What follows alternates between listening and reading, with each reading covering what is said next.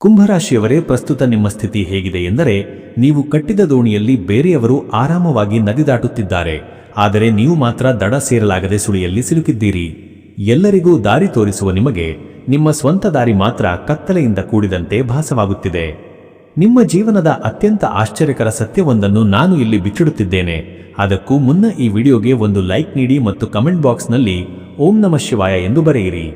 ಸದ್ಯ ನೀವು ಅನುಭವಿಸುತ್ತಿರುವ ಅತಿ ದೊಡ್ಡ ನೋವು ಎಂದರೆ ಅಪಾರ್ಥ.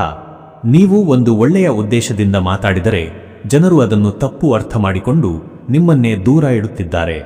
ನಿಮ್ಮ ಪ್ರಾಮಾಣಿಕತೆಯನ್ನೇ ಜನರು ಅಹಂಕಾರ ಎಂದು ಭಾವಿಸುತ್ತಿರುವುದು ನಿಮ್ಮ ಮನಸ್ಸಿಗೆ ಅತೀವ ಸಂಕಟ ತರುತ್ತಿದೆ.